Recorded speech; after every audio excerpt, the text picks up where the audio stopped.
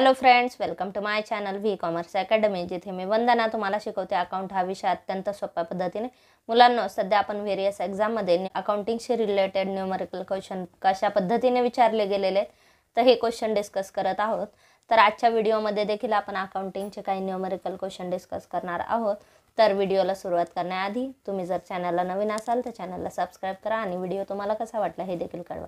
तर first question आहे, the written down value of an after 3 year.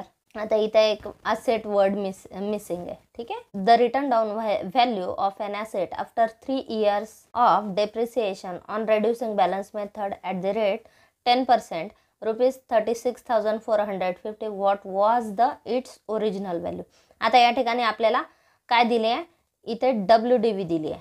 काय सांगितले, एका असेटची किंमत सांगितली. ठीक आहे. आफ्टर 3 इयर्स ऑफ डेप्रिसिएशन, ती किंमत कधीची आहे, 3 वर्ष आपण डेप्रिसिएशन चार्ज केलेलं आहे. कोणत्या मेथडने, रेड्युसिंग बॅलन्स मेथडने, आणि त्याची आपल्याला किंमत सांगितली. ठीक आहे. मग त्याची आपल्याला काय काढायची आहे, त्या वस्तूची किंवा त्या असेटची आपल्याला ओरिजिनल कॉस्ट काढायची. ठीक आहे. आपल्याला काय केलं जातं, ओरिजिनल कॉस्ट दिली जाते, डेप्रिसिएशनची मेथड सांगितली जाते आणि त्याच्यावरून आपण WDV कॅल्क्युलेट करतो. इथं उलटं दिलं, आपल्याला WDV दिलेली आहे, त्यांनी आपल्याला ओरिजिनल व्हॅल्यू काढायची. ठीक आहे. किती वर्षानंतरची, 3 वर्षानंतरची. आता आपण जर समजा आपण गृहीत धरलं ही 36,450 ही 3ऱ्या वर्षी रिटर्न डाऊन व्हॅल्यू आहे. ठीक आहे. आता या टाईपच्या प्रश्नामध्ये आता आपल्याला काय दिली, आपल्याला त्यांनी रिटर्न डाऊन व्हॅल्यू दिली. रिटर्न डाऊन व्हॅल्यू म्हणजेच किती टक्के कॉस्ट आहे, ही 90% कॉस्ट आहे. ठीक आहे. कॉस्टमधून आपण 100 जर डेप्रिसिएशनचे 10 लेस केले तर ही रिटर्न डाऊन व्हॅल्यू आहे 90%. ठीक आहे. मग आपण काय गृहीत धरायचे, ही जी 36,450 आपल्याला सांगितली ही 90% व्हॅल्यू आहे. ठीक आहे. 90ला 36,450 तर 100ला किती, मग तिरकस गुणाकार करा. 100 गुणिले 36,450 भागिले 90, म्हणजे ही आली आपली WDV आली, ही सेकंड इयरची आली. ठीक आहे. आपल्याला ही जी सांगितली आहे ही 3rd इयरची, आणि आपण काय करतो, आता आपण काढली, आपण सेकंड इयरचे WDV काढले. ठीक आहे. मग सेकंड इयरच्या WDV वरून आपल्याला फर्स्ट इयरची रिटर्न डाऊन व्हॅल्यू काढता येईल. फर्स्ट इयरची रिटर्न डाऊन व्हॅल्यू म्हणजेच फर्स्ट इयरची आपल्याला व्हॅल्यू काढता येईल. मग फर्स्ट इयर सेकंड इयरला आपण WDV काढली, म्हणजेच पहिल्या वर्षीची जी ओरिजिनल कॉस्ट आहे त्याच्यावर आपण डेप्रिसिएशन लेस केलं, ही आली आपली सेकंड इयरची WDV. ओके.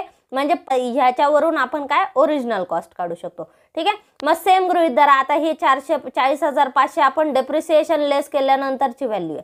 ठीक आहे. म्हणजेच ती 90% व्हॅल्यू आहे. 90%ला 40,500 तर 100ला किती, 100 गुणिले 40,500 भागिले 90 करा, 45,000. मग या ठिकाणी कॉस्ट किती आली, 45,000. आता इथे लक्षात घ्या, आपण रिव्हर्स गेलेलो आहे. आपल्याला जर डेप्रिसिएशन चार्ज करायचं असेल तर आपण लेस करत जाणार. ठीक आहे. इथं आपली व्हॅल्यू वाढत जाणार कारण आपण डेप्रिसिएशन हे काय उलटं ॲड करत चाललो, आपण मागच्या व्हॅल्यूवर चाललो. ठीक आहे. आपण इथे 100 गृहीत धरली तर त्यातून डेप्रिसिएशन लेस केलं तर ही 90% म्हणजेच काय असते WDV. मग आता इथे आपल्याला WDV 3ऱ्या वर्षाची काढलेली आहे. मग 3ऱ्या वर्षीची आपण काय केली, 3ऱ्या वर्षीच्या WDV वरून आपण काय काढलं, त्याची 3ऱ्या वर्षी बुक व्हॅल्यू काय होती ती काढली. ठीक आहे. मग 3ऱ्या वर्षी बुक व्हॅल्यू किती होती, 40,500, म्हणजे ही सेकंड इयरची WDV झाली. सेकंड इयरची WDV 40,500, त्याच्यावरून आपण फर्स्ट इयरची व्हॅल्यू काढली. फर्स्ट इयरची व्हॅल्यू म्हणजेच ओरिजिनल व्हॅल्यू आली. ठीक आहे. मग ती किती आली, 45,000. आता इथे ऑप्शन बघा काय काय दिलेलं आहे, 40,000, 50,000, 45,000 आणि 70,500. Then C is a correct answer. ठीक आहे. लक्षात घ्या, आपल्याला काय केलेलं आहे, WDV दिली आहे 3रं वर्ष संपल्यानंतरची. ठीक आहे. 3ऱ्या वर्षी डेप्रिसिएशन चार्ज झाल्यानंतर आणि त्याच्यावरून आपल्याला ओरिजिनल व्हॅल्यू काढायची. तर या मेथडने तुम्ही ती काढू शकता. Then C is a correct answer. त्यानंतर नेक्स्ट क्वेश्चन आहे, the management decided that depreciation should be charge at 20% on written down basis. डेप्रिसिएशनचा रेट काय, 20%. मेथड काय, written down basis.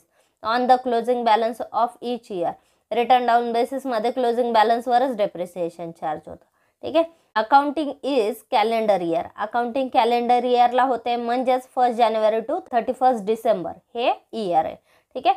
Accounting year कोणतं आहे, 1 जानेवारी टू 31 डिसेंबर. त्यानंतर 1 जुलै 2014ला न्यू मशीन वॉज परचेस. 1 जुलै 2014ला एक machine purchase केली, तिची कॉस्ट किती आहे, 50,000. What is the balance in machinery account at 31 December 2015. मग बॅलन्स ऑफ मशिनरी अकाउंट म्हणजेच थोडक्यात 31/12/2015ला या मशिनरीची किंमत आपल्याला काढायची. ऑप्शन दिले 36,000, 32,000, 18,000 आणि 40,000. कॉस्ट किती सांगितली आपल्याला? 50,000. मशिनरी परचेस कधी केली? 1 जुलै 2014ला. इयर क्लोज कधी होते? कॅलेंडर इयरला. कॅलेंडर इयर म्हणजे 1 जानेवारी ते 31 डिसेंबर. ओके, हे कॅलेंडर इयर आहे.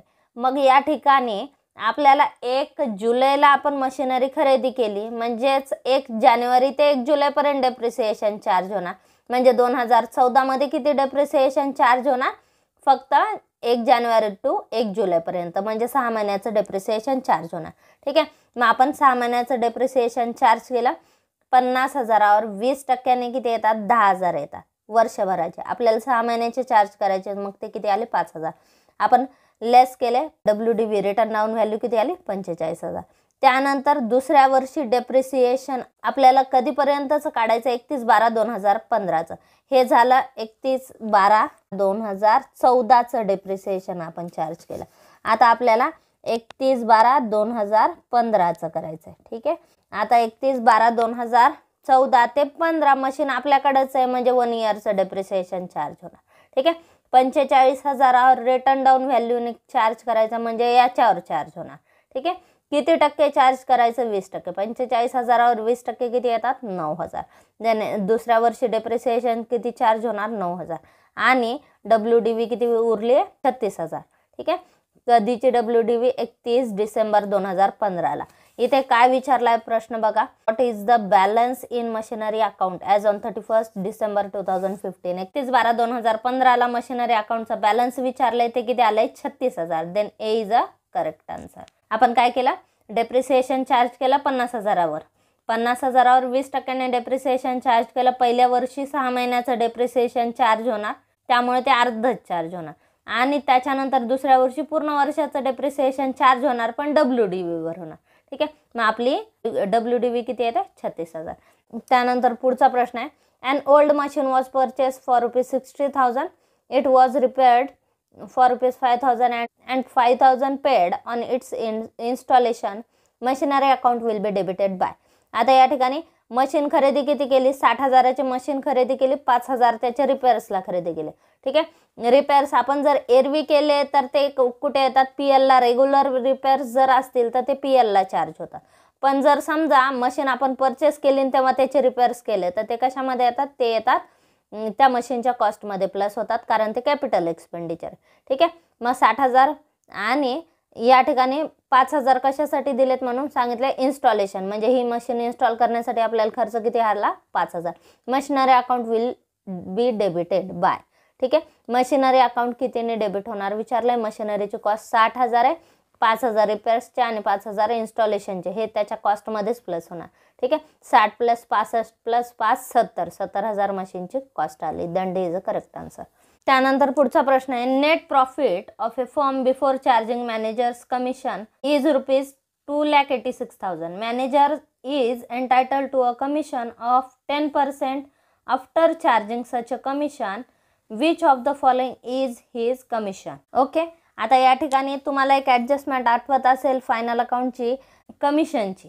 ठीक आहे, याच्यामध्ये 2 टाईपने विचारतात, बिफोर चार्जिंग कमिशन आणि आफ्टर चार्जिंग कमिशन. ओके, या 2 टाईपने प्रश्न विचारला जातो. आता इथे आपल्याला बिफोर चार्जिंग कमिशन दिलं. नेट प्रॉफिट बिफोर चार्जिंग दिलं. कमिशन चार्ज करण्याच्या आधीचा नेट प्रॉफिट किती सांगितलाय? 2,86,000. ठीक आहे, आणि मॅनेजरचं कमिशन किती सांगितलं? 10%. 10% कमिशन आहे आणि नेट प्रॉफिटची व्हॅल्यू, दोन्ही व्हॅल्यू ह्याच्यात इन्क्लूड आहे. आपल्याला काय काढायला सांगितलं? कमिशन काढायला सांगितलं. आपण जर समजा गृहीत धरलं की 10% कमिशन आहे म्हणजे 10 रुपये. ठीक आहे, मग हे 10% कशाच्या? 100 रुपयाच्या. मग 100 आपण काय गृहीत धरला? Net profit. ठीक आहे, मग आपला नेट प्रॉफिट किती आहे? नेट प्रॉफिट आहे 100 रुपये आणि 100वर 10% किती येतं? 10 रुपये. हे झालं आपलं कमिशन. ठीक आहे, मग दोन्हीची टोटल किती झाली? 100 + 10 110. ठीक आहे, मग या 110ची ही व्हॅल्यू आहे. 110ची ही व्हॅल्यू आपल्याला सांगितलेली. मग आता इथं आपण कॅल्क्युलेशन कसं करायचं? 110ची व्हॅल्यू आपल्याला माहिती आहे. 110ला किती? 2,86,000. तर आपल्याला कितीची व्हॅल्यू काढायची? आपल्याला 10ची व्हॅल्यू काढायची. इथं काय सांगितलं? कमिशन काढायचं आहे. ठीक आहे. मग कमिशन किती आहे 10 आहे. 10ला किती क्रॉस गुणाकार करा. 10 गुणिले 2,86,000 भागिले 110. ओके. मग किती येतात ते येतं 26,000. ठीक आहे. 2,86,000मधून 26,000 कमिशनचे लेस करा. नेट प्रॉफिटची व्हॅल्यू किती येते. नेट प्रॉफिटची व्हॅल्यू येते 2,60,000. 2,60,000 10% काढा 26,000 कमिशन येतं. Then is a correct answer. इथं कमिशनची व्हॅल्यू काढायला सांगितले. आपल्याला नेट प्रॉफिट माहिती नसताना देखील आपण ही व्हॅल्यू काढू शकतो. ती किती आली 26,000. ठीक आहे. Then is a correct answer. आपल्याला कमिशन किती सांगितलं 10%. ठीक आहे. मग आपण 10% कमिशन घेतलं. कशाच्या 10% घेतलं नेट प्रॉफिटच्या. मग नेट प्रॉफिट किती आहे 100%. मग 100 + 10 किती झालं 110. 110ची व्हॅल्यू आपल्याला सांगितले. म्हणजेच कमिशन आणि नेट प्रॉफिट दोन्हीची टोटल 110 आणि ही जी व्हॅल्यू आहे ही कमिशन आणि नेट प्रॉफिट दोन्हीची टोटल आहे. मग 110ची आपल्याला व्हॅल्यू माहिती आहे. 110ला 2,80,000 तर 100ला किती. या पद्धतीने आपण क्रॉस गुणाकार करणार. 100 गुणिले 2,80,000 भागिले 110. ठीक आहे. मग आन्सर किती येतं 26,000. मग 26,000 ही आपल्याला कशाची व्हॅल्यू आली. ही आली व्हॅल्यू आपली कमिशनची.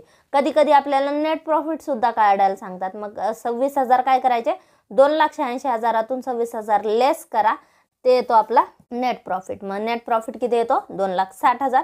2,60,000 10% बघा बरं किती येतात 26,000. मग कमिशन किती आहे 26,000 आणि नेट प्रॉफिट किती आहे 2,60,000. दोन्हीची टोटल बघा 2,86,000 येते. ठीक आहे. ऑप्शन बघा काय काय दिले 26,000 28,000 31,777 आणि 52,000. Then is a correct answer. इथं आन्सर किती आला 26,000. त्यानंतर पुढचा प्रश्न आहे the trial balance of winner traders as on 31 March 2016 show the following balances. आता या ठिकाणी आपल्याला काय दिलेलं ट्रायल बॅलन्स दिलं. ठीक आहे. कोणाचं विनर ट्रेडर्सचं. त्याच्यामध्ये डेटरची व्हॅल्यू किती सांगितले 3 lakh. Provision for bad debts किती सांगितले 20,000. आता ह्या कुठे सांगितल्यात प्रोव्हिजन फॉर बॅड डेब्ट्स हे ट्रायल बॅलन्समध्ये दिलेले. ठीक आहे. त्यानंतर बॅड डेब्ट्स किती 10,000 ह्या सुद्धा ट्रायल बॅलन्समध्ये दिलेल्या आहेत. त्याच्यानंतर you are required to write off further bad debts 5,000 and create a provision 5% on debtors for bad and doubtful debts. You are required to written off further bad debts. हे काय सांगितलं ही ॲडजस्टमेंट दिली. ठीक आहे. ही झाली आपली 1 नंबरची ॲडजस्टमेंट. पहिली ॲडजस्टमेंट काय दिली आपल्याला की बॅड डेब्ट्स रिटर्न ऑफ करा. बॅड डेब्ट्स किती ॲडजस्टमेंट किती 5,000 बॅड डेब्ट्स सांगितल्या आणि 5% प्रोव्हिजन कशाचं करायचं आहे बॅड अँड डाऊटफुल डेब्ट्स म्हणजेच RDDचं प्रोव्हिजन सांगितले. ठीक आहे. म्हणजे दुसरी ॲडजस्टमेंट आपल्याला RDD दिली आहे. ठीक आहे. RDD किती चार्ज करायचे 5%. ठीक आहे. म्हणजे ही सुद्धा ॲडजस्टमेंट आहे. आता लक्षात घ्या हे जे वरचे पॉईंट आहेत हे ट्रायल बॅलन्समधले दिले. ठीक आहे.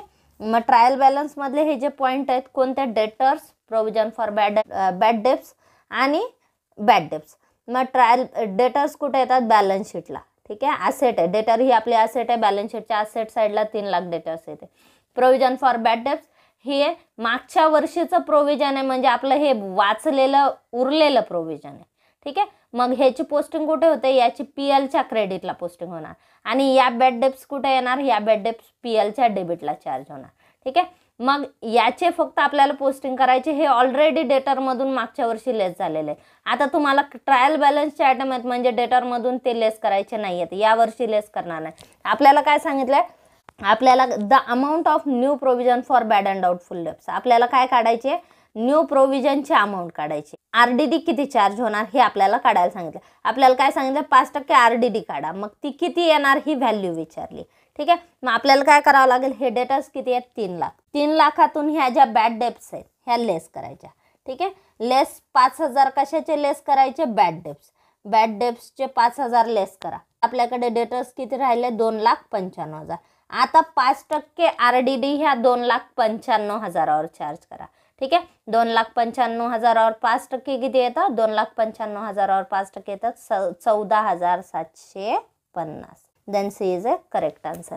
आपल्याला काय कोणकोणती इन्फॉर्मेशन गरजेची आपल्याला फक्त डेटरची व्हॅल्यू माहिती पाहिजे आज किती आहे. त्याच्यानंतर RDD किती चार्ज केली ही माहिती पाहिजे. RDDचे बॅड डेब्ट्स किती चार्ज झाल्या फर्दर बॅड डेब्ट्स किती चार्ज झाल्या ह्या माहिती पाहिजेत.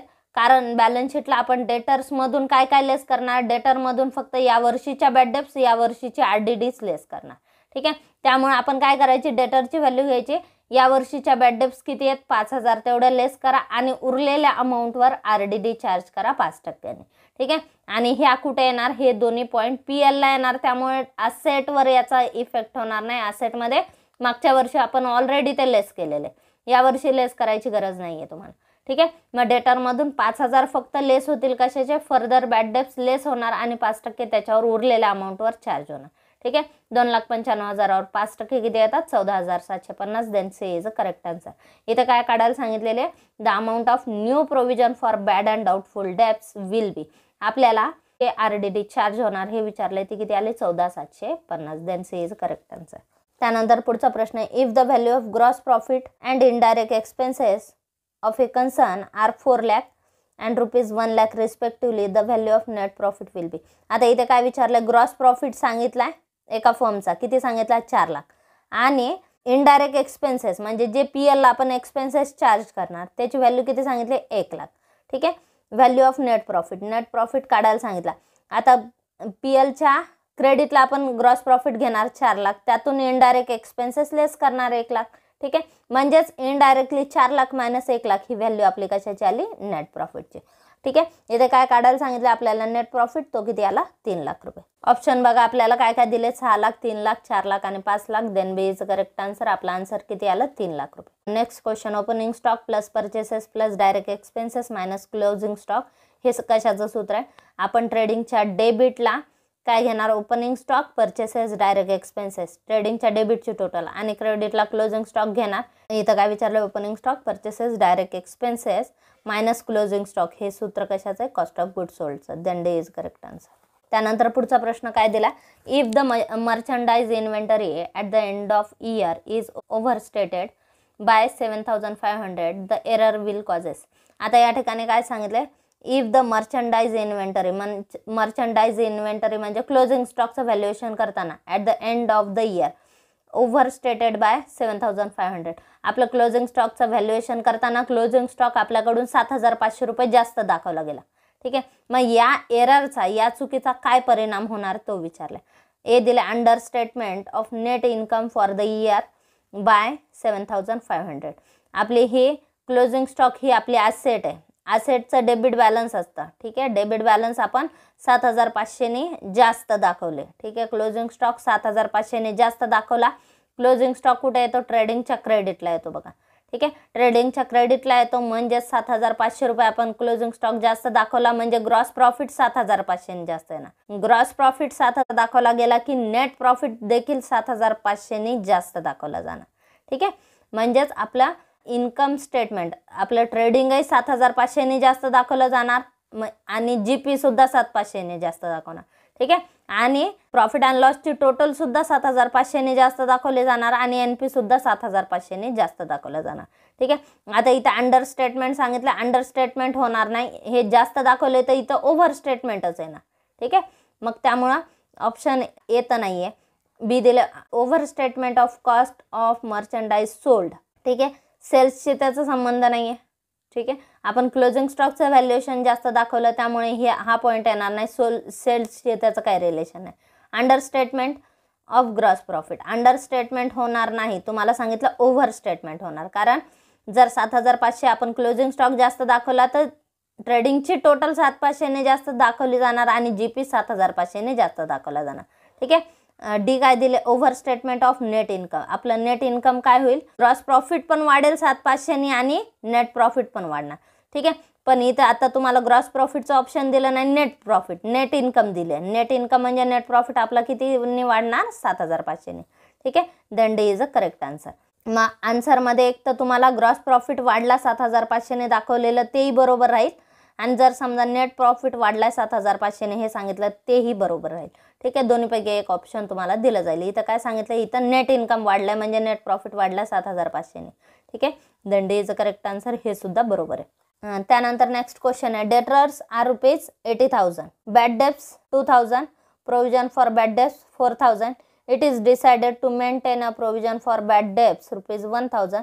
State the amount to be credited in profit and loss account. आता या ठिकाणी बघा, मागच्या प्रॉब्लेममध्ये आपल्याला काय विचारलं होतं, आपल्याला RDD ची व्हॅल्यू काढायला सांगितली होती. ठीक आहे. इथं काय विचारलं, इथं प्रॉफिट अँड लॉस अकाउंटला कोणती अमाऊंट डेबिट होणार का क्रेडिट होणार हे विचारलं. 12वीच्या फायनल अकाउंटमध्ये एक पॉईंट इम्पॉर्टंट आहे, bad debts group. Bad debts group ह्याच्यासाठी म्हटलं जातं की हे एकाच ग्रुपमधले सगळे पॉईंट असतात, त्यामुळे बॅड डेब्ट्स ग्रुप ह्याला म्हणतात. मग बॅड डेब्ट्स ग्रुपमध्ये सगळ्यात आधी आपण काय घेतो, बॅड डेब्ट्स, जे आपल्याला ट्रायल बॅलन्समध्ये दिलेले आहे. याच्यामध्ये ॲड न्यू बॅड डेब्ट्स जर असतील, न्यू बॅड डेब्ट्स ॲड होतात. त्याच्यानंतर ॲड RDD, ठीक आहे, ती पण न्यू जर असेल तर ॲड होते, आणि ओल्ड RDD जर असेल तर ती लेस होते. ठीक आहे. आता इथे बघा काय दिलंय, 80,000 डेटर्सची व्हॅल्यू दिली, बॅड डेब्ट्स 2,000 आणि प्रोव्हिजन फॉर बॅड डेब्ट्स 4,000. म्हणजे ह्या कोणत्या आहेत, ह्या बॅड डेब्ट्स या ओल्ड आहेत. ठीक आहे. म्हणजे ओल्ड बॅड डेब्ट्स किती आहेत आपल्या, 2,000. मग आपण PLच्या डेबिटला काय घेणार, हा बॅड डेब्ट्स ग्रुप घेणार PLच्या डेबिटला. मग इथे 2,000 रुपये आपण कशाचे घेतले, ओल्ड बॅड डेब्ट्स म्हणजे ट्रायल बॅलन्स मधल्या. ठीक आहे, 2,000 रुपये घेतले. त्याच्यानंतर आता ह्या ज्या बॅड डेब्ट्स आहेत, and provision for bad debts ₹4,000, याचा आपल्याला क्रेडिट बॅलन्स दिलेला असतं. ठीक आहे. या बॅड डेब्ट्स आपल्याला ट्रायल बॅलन्समध्ये दिलेल्या असतात, या क्रेडिट बॅलन्स असतात, ह्या लेस होतात. ठीक आहे. मग ह्या ज्या 4,000 आहेत ह्या लेस होणार. इथे बघा लेस सांगितलं ना, मग हे जे 4,000 आहेत इथे लेस होणार. It is decided to maintain provision for bad debts, म्हणजे हे नवीन RDD आहे, न्यू RDD याच्यामध्ये ॲड होणार. ठीक आहे. किती सांगितले, 1,000 रुपये. मग इथे प्लस 1,000 करा, 2,000 प्लस 1,000 किती झाले, 3,000. 3,000तून हे 4,000 मायनस करा, म्हणजेच इथे मायनस 1,000 येतील. ठीक आहे. मायनस 1,000 म्हणजेच क्रेडिट. ओके, क्रेडिट किती आले, क्रेडिट 1,000. मग प्रॉफिट अँड लॉस अकाउंटला क्रेडिट किती होणार, 1,000. इथे जर प्लस आलं असतं तर आपण डेबिट 1,000 घेतलं असतं. ठीक आहे. इथे क्रेडिट आलंय, मग इथे कुठे घ्यायचं, हे क्रेडिट होणार. ठीक आहे. मायनस आलं म्हणजे हे क्रेडिट होणार. ठीक आहे. मग किती आलं ते 1,000. या ठिकाणी आपल्याला काय सांगितलं, डेटरची व्हॅल्यू सांगितली 80,000, बॅड डेब्ट सांगितल्या 2,000 रुपये, प्रोव्हिजन फॉर बॅड डेब्ट सांगितले 4,000 रुपये. ठीक आहे. आणि प्रोव्हिजन फॉर बॅड डेब्ट्स म्हणजे हे न्यू बॅड डेब्ट सांगितल्यात 1,000. ठीक आहे. आणि आपल्याला काय विचारले, state the amount to be debited credited in profit and loss account. Profit and loss अकाउंटला बॅड डेब्ट्स ग्रुपची आपण किती अमाऊंट दाखवणार हे विचारले. ठीक आहे. मग अशा टाईपचे प्रश्न सोडवताना आधी आपल्याला बॅड डेब्ट्स ग्रुप पूर्णतः माहिती असलं पाहिजे की आपल्याला कोणते ॲड करायचे कोणते लेस करायचे. आता इथं बघा एक प्रोफॉर्मा मी बनवलेला आहे बॅड डेब्ट्स ग्रुपचा. ठीक आहे. हा आहे बॅड डेब्ट्स ग्रुप. हा bad debts group, bad debts आपण कुठे दाखवणार, बॅड डेब्ट्स आपण दाखवतो PLच्या डेबिटला. ठीक आहे, PLच्या डेबिटला. पण जर समजा याचा क्रेडिट बॅलन्स मायनसमध्ये फिगर आली तर ते PLच्या क्रेडिटला जाईल. ठीक आहे. मग या ठिकाणी बघा बॅड डेब्ट्स ट्रायल बॅलन्समध्ये जेवढ्या बॅड डेब्ट्स दिल्या ते आपण PLच्या डेबिटला घेतल्या. ठीक आहे. त्याच्यामध्ये न्यू बॅड डेब्ट्स जर असतील तर ॲड करायच्या. ठीक आहे. आणि त्यानंतर न्यू RDD सुद्धा ॲड करायची. या तिन्हीची टोटल घ्या आणि त्या टोटलमधून ओल्ड RDD म्हणजेच ही आपल्याला ट्रायल बॅलन्समध्ये दिलेली असते. ठीक आहे. ट्रायल बॅलन्समध्ये दिलेले RDD लेस होते त्याच्यातून, आणि बाकीची जी अमाऊंट येईल ही जर मायनसमध्ये आली तर ती क्रेडिट अमाऊंट आहे, प्लसमध्ये आली तर डेबिट अमाऊंट आहे. ओके. आता इथे बघा बॅड डेब्ट्स आपल्याला सांगितलेल्या आहेत. बॅड डेब्ट्स किती सांगितले आपल्याला, 2,000 रुपये सांगितलेले आहेत. ठीक आहे. ह्या बॅड डेब्ट्स किती दिल्यात आपल्याला, ह्या बॅड डेब्ट्स आपल्याला सांगितल्यात 2,000 रुपये. ठीक आहे. मग आपण इथे हे 2,000 रुपये घेतले. त्याच्यानंतर इथे काय सांगितलं, maintain a provision for bad debts 1,000. Provision सांगितलं. प्रोव्हिजन म्हणजेच हे न्यू बॅड डेब्ट्स आपल्याला दिल्या नाही. तिथे RDD दिली आहे न्यू किती 1,000. मग दोन्हीची टोटल किती बाहेर घ्या, 3,000. 3,000 रुपये आपण इथे टोटल घेतली. आणि ही जी अमाऊंट आहे ही RDD आहे, ही RDD दिली आपल्याला या वर्षीची. झाले, ही आपण RDD ॲड केली या वर्षीची न्यू RDD. मग 3,000 रुपये घेतले. आणि ह्या ज्या 4,000 रुपये RDD आहे ही लास्ट इयरची RDD आहे. लास्ट इयरचं प्रोव्हिजन आहे, ते बॅड डेब्ट झाले नाहीत ते आपल्याला मायनस करावे लागतं. ठीक आहे. मग आपण इथे काय केलं, मायनस 4,000 घेतले. ठीक आहे. 3,000तून 4,000 मायनस केले म्हणजे मायनस 1,000 आलं. मायनस 1,000 आलं म्हणजेच हे येणार क्रेडिटला येणार. ठीक आहे. मग हे जाणार PLच्या क्रेडिटला. ठीक आहे. PLच्या क्रेडिटला किती येणार, 1,000 रुपये. मग बॅड डेब्ट्स ग्रुपची अमाऊंट किती आली, PLच्या क्रेडिटला 1,000 रुपये अमाऊंट येणार. ठीक आहे. ऑप्शन दिलेत, 5,000 डेबिट, 3,000 डेबिट, 1,000 क्रेडिट आणि 5,000 credit. Then C is correct answer, 1,000 credit होते. त्यानंतर एक लास्ट क्वेश्चन घेऊ. A firm is maintaining a provision for bad debts at 5% of debtors and a provision for discount at 2.5%. If at the end of year a debtor amounted to rupees 20,000, the provision for discount will be. आता या ठिकाणी आपल्याला डेटरची value सांगितली 20,000 रुपये. 20,000वर आधी 5% RDD काढा. ठीक आहे, प्रोव्हिजन फॉर बॅड डेब्ट्स म्हणजे RDD. 20,000वर RDD 5% किती येते? 1,000. 20,000तून 1,000 RDDचे लेस केले 19,000. ठीक आहे, आता काय सांगितलं? 2.5% आपल्याला प्रोव्हिजन फॉर डिस्काउंट सांगितले. ठीक आहे, मग ह्या 19,000वर 2.5% चार्ज करा. आता जर समजा तुम्हाला 2.5% वगैरे कॅल्क्युलेशन येत नसेल, अवघड जात असेल, तर सरळ सरळ काय करायचं? 1900 हे आलं 10%, त्याच्या अर्धे करा ते येतात 5%, त्याच्या अर्धे करा ते येतात 2.5%. ठीक आहे, मग 1900च्या अर्धे किती येतात? 950. ठीक आहे, 950ला परत हाफ करा. ठीक आहे, 950ला हाफ किती? 475. मग तुम्ही कॅल्क्युलेशनमध्ये मांडून सुद्धा करू शकता किंवा मग शॉर्टकट मेथडने या पद्धतीने करू शकता. आपण काय केलं? 1900चा 1 0 लपवलं, ही झाली 10% अमाऊंट. याला अर्ध करा म्हणजे भागिले 2 करा, किंवा सरळ सरळ तुम्हाला कॅल्क्युलेशन जमत असेल तर अर्ध करा. ते किती येतं? 950. 950च्या अर्धे 475. देनचं इज करेक्ट आन्सर. तर हे झाले अकाउंटिंगचे काही न्यूमरिकल क्वेश्चन आपण आज डिस्कस केले. तर आजचा व्हिडिओ तुम्हाला कसा वाटला हे कमेंट बॉक्समध्ये नक्की कळवा. चॅनल अजून सबस्क्राईब केलं नसेल तर चॅनलला सबस्क्राईब करा, व्हिडिओला लाईक करा, शेअर करा आणि सबस्क्राईब करा. थँक्यू.